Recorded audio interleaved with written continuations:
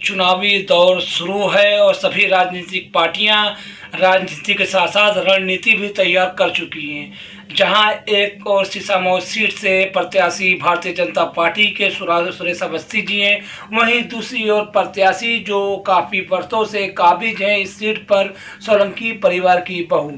आपको बता दें, बीते दिनों एक वीडियो था जिसने काफ़ी सनसनी मचाई, काफ़ी सुर्खियां बटोरी। वो वीडियो था नसीम सोलंकी का, जो बीती दिवाली पर वनखंडेश्वर मंदिर में शिवलिंग के ऊपर जलाभिषेक करती हुई नजर आ रही हैं, दिया जलाती हुई नजर आ रही हैं। ये वीडियो वायरल होते ही काफ़ी लोगों में निराशा भी है और काफ़ी लोग इस चीज़ से नाराज भी हैं। हालांकि जब हमने इस वीडियो को लेकर सीसामऊ क्षेत्र की पूर्व पार्षद से हमने बातचीत करी तो उन्होंने कई एक ऐसे खुलासे किए, कई एक ऐसे बातें कहीं, कई ऐसे तथ्य रखे जिनको सुनना और समझना बेहद ही ज़रूरी है। पहले तो आप ये वीडियो देखिए, क्या कहा पूर्व पार्षद ने। अच्छा, अभी हमने हाल ही में भी एक सवाल पूछा था, हमने सुरेश अवस्थी जी से भी पूछा था, वही सवाल आपसे दोहरा रहे हैं। एक राजनीतिक तरीका बनाया जाता है, एक समीकरण बनाया जाता है। अभी हाल में एक वीडियो जो वायरल हुआ जिसको लेकर काफ़ी नाराज़गी जताई जा रही है लोगों द्वारा, हर समाज से उनके लिए नाराज़गी जताई जा रही है। आप समझ सकती हैं हम किस चीज़ के बारे में बात कर रहे हैं। क्योंकि एक आम तौर पे आम दिन होता है तो किसी भी धर्म में किसी भी जगह पे जाना कोई रोक टोक नहीं, क्योंकि आप सब लोग सभी के आस्था सबके लिए है, कोई भी जा सकता है। लेकिन ये जो माहौल बनाया गया था, क्या लगता है इस माहौल को जानबूझ के क्रिएट किया गया था? हाँ, इसमें तो जो हमारे ही विरोधी हैं उन्होंने ये किया हुआ है। एक्चुअली ऐसा करना नहीं चाहिए, और जो हमारी जो प्रत्याशी गई हुई हैं उनको भी नहीं जाना चाहिए था, क्योंकि वो कभी तो मंदिर में जाती नहीं है और आज अचानक मंदिर में गई, इसका मतलब क्या होता है। और उसके बाद उनके जो आका लोग हैं उन्होंने उनको अपने उससे निकाल दिया कि नहीं आप ऐसा नहीं करो। उन्होंने बाद में माफ़ी मांगी कि हमें वहाँ नहीं जाना चाहिए था, तो ये गलत बात है ना। वहीं जब हमने पूर्व पार्षद से लता अग्निहोत्री जी से बातचीत करी कि जो मंदिर प्रांगण में दीपावली के दिन नसीम सोलंकी ने जो शिवलिंग पे जलाभिषेक किया है और दिया वगैरह जलाया है, पूजा पाठ करी है, और उसके बाद जो मंदिर का शुद्धिकरण किया गया है, इस पर जब हमने चर्चा करी तो पूर्व पार्षद जी ने इसके ऊपर दो टूक में अपना जवाब दिया, और जवाब क्या दिया वो भी अभी हम आपको सुनाएंगे। जब तक हमारी इच्छा नहीं है हम कहीं नहीं जाएंगे। अगर हमारा मन है तो हम मस्जिद में जाएंगे, अगर नहीं है तो हम नहीं जाएंगे। क्योंकि ये सवाल आस्था से हट कर है, क्योंकि चुनावी आप नवीकरण दे रहे हो, आप चुनावी माहौल को गर्म कर रहे हो। इससे चुनावी माहौल को गर्म किया है, राजनीतिक है भैया, राजनीति में सब कुछ चलता है।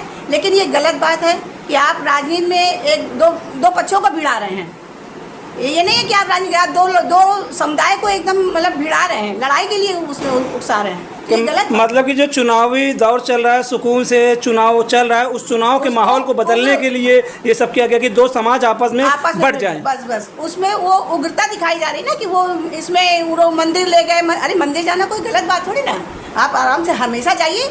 आप तो कभी नहीं गए हो ना, आप जाने से क्या फ़ायदा। आप जा रहे तो आपके जो लोग ले जा रहे हैं, आपके लोग जो आपके समुदाय के लोग हैं उन्होंने आपको मना किया है, हमने तो नहीं किया ना। फिर हमारे यहाँ भी जो इन्होंने किया है वो भी गलत है।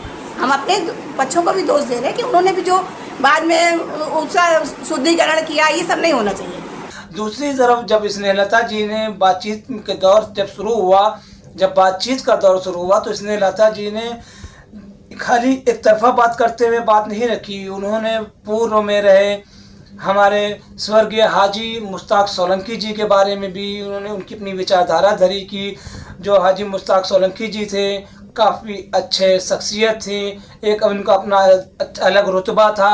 वो रणनीति नहीं बनाते थे, ना वो चुनाव लड़ते थे, क्योंकि उनका जो चुनाव होता था वो सामाजिक तौर पर होता था, लोग उन्हें पसंद करते थे, चाहे वो किसी भी वर्ग के हों, किसी भी समाज के हों। आज जो समाज में कहीं ना कहीं ये सब भेदभाव, लड़ाई झगड़े, दंगे फसाद चल रहे हैं, इसके जिम्मेदार कहीं जगह मांझी के राजनीति कारण ही पैदा किए जाते हैं जीत की ओर में। राजनीतिक लोग हैं जो नहीं चाहते कि हम लोग एकजुट रहें। अगर हम रहना भी चाहते, हमारे समय में भी आधा हमारा एरिया समुदाय माउंटेन एरिया में ही था, लेकिन हमारे उन लोगों ने बहुत हमको प्यार दिया।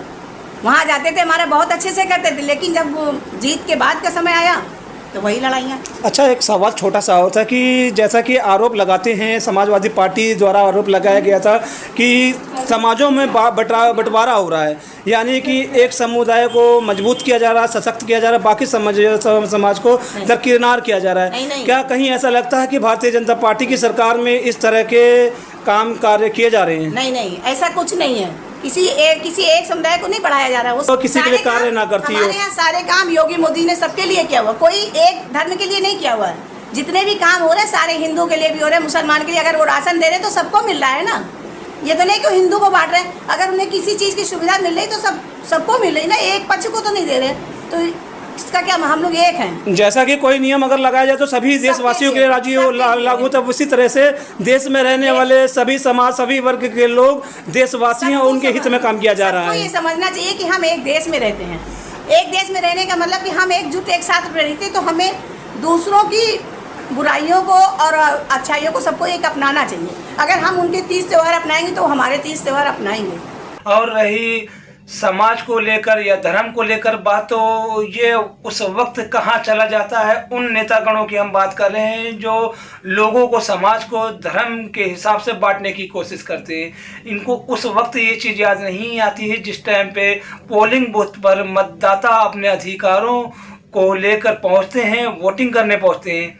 तब क्या इनको ये चीज़ नहीं समझ में आती कि ये जो मतदाता पोलिंग बूथ पर आया है ये हिंदू समाज से है, मुसलमान समाज से है, या सिख समाज से है, या ईसाई समाज से है। सबसे बड़ी बात उस वक्त यही दिल में चल रहा होता है कि किसी भी तरह से वोटिंग हमारे पक्ष में पड़े, हम चुनाव जीतें। तब भी तो ये सोचना जरूरी है कि क्या इस समाज